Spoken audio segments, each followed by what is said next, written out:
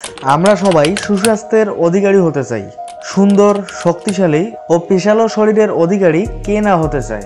কিন্তু আমাদের একটি সমস্যা হচ্ছে, আমরা সুস্বাস্থ্যের অধিকারী হতে চাই বটে, কিন্তু সুদর্শন শরীরের অধিকারী হতে হলে আমাদের কিছু নিয়মকানুন মেনে চলতে হবে, যেগুলো আমরা মানি না।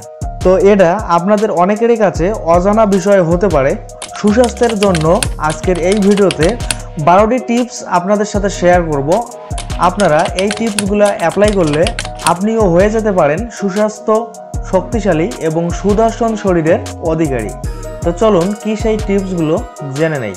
আমাদের প্রথমে যে টিপসটিকে রাখা হয়েছে সেটা হচ্ছে সকালে নাস্তা ছাড়া যাবে না। আপনি যদি ওজন কমাতে চান তাহলে যে কাজগুলো করতে পারেন সেগুলোর মধ্যে একটি হলো সময় মতো সকালের নাস্তা করা। নাস্তা না করলে উল্টে আপনার ওজন বেড়ে যেতে পারে। একটা স্বাস্থ্যকর নাস্তার উদাহরণ হতে পারে ফল, কর্ন, ফ্লেক্স, টোস্ট, ডিম এবং দুধ। তো এরপরে যেটি আমরা রেখেছি, নিয়মিত দাঁত ব্রাশ করতে হবে। অনেকেই জানেন না কিভাবে দাঁত ব্রাশ করতে হয়। এতে দাঁতের এবং মাড়ির ক্ষতি হওয়ার সম্ভাবনা থাকে। পেন্সিল ধরার মতো করে টুথব্রাশ ধরুন এবং অন্তত 2 মিনিটের জন্য ব্রাশ করুন। দাঁত, মাড়ি, জিহ্বা সবকিছু ব্রাশ করতে হবে। এরপরে সকালে ঘুম থেকে ওঠার পর কিছুক্ষণ স্ট্রেচিং করুন। এতে ব্লাড সার্কুলেশন তাড়াতাড়ি হবে, পরিপাকতন্ত্র কাজ করা শুরু করবে এবং ব্যাক পেইন কমে যাবে। নিজ নিজ ধর্মে মনোযোগ দিতে হবে। হার্ভার্ড ইউনিভার্সিটির এক গবেষণা অনুযায়ী ধর্মীয় বিশ্বাস এবং কাজ মানুষের মনকে প্রফুল্ল রাখে। পেঁয়াজ, রসুন গ্রহণ করতে হবে। কেন গ্রহণ করতে হবে চলুন জেনে আসি। পেঁয়াজ, রসুনে আছে সেই সকল উপাদান যেগুলো শরীরের জন্য অনেক উপকারী।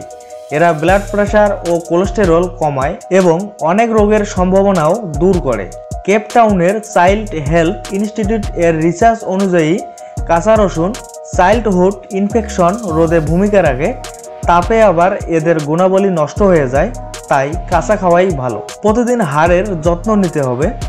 দুধ বা দই থেকে আপনার প্রতিদিনকার প্রয়োজনীয় ক্যালসিয়াম গ্রহণ করতে পারেন। এতে আপনার অস্থি শক্তিশালী হবে। 30 বছর বয়সের পর আপনার অস্থির ঘনত্ব কমতে থাকে।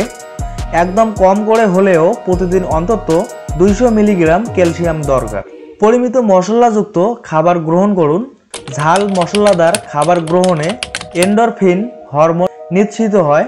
এই হরমোন ব্যথা দূর করে এবং ব্যায়ামের পর ভালো অনুভূতি দান করে।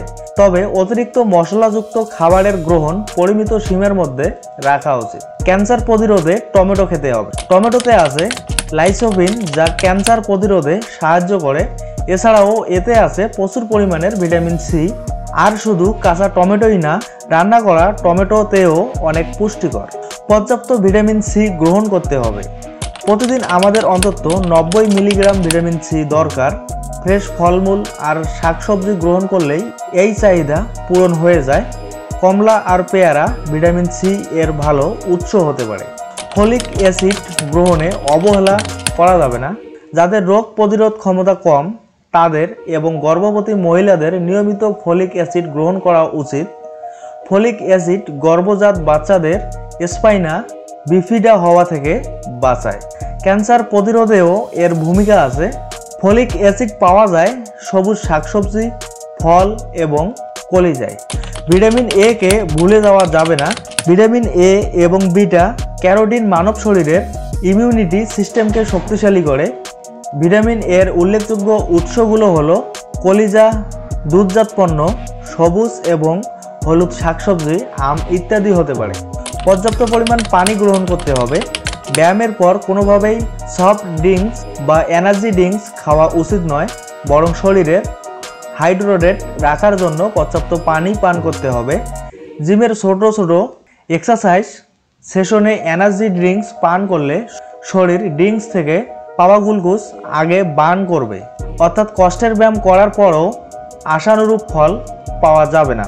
তো দর্শক, সুস্বাস্থ্যের অধিকারী হওয়ার জন্য বিভিন্ন ওয়েবসাইট থেকে পাওয়া এই 12টি টিপস, আশা করছি আমাদের এই টিপসগুলো অ্যাপ্লাই করলে আপনিও হয়ে যেতে পারেন শক্তিশালী বা সুস্বাস্থ্যের অধিকারী।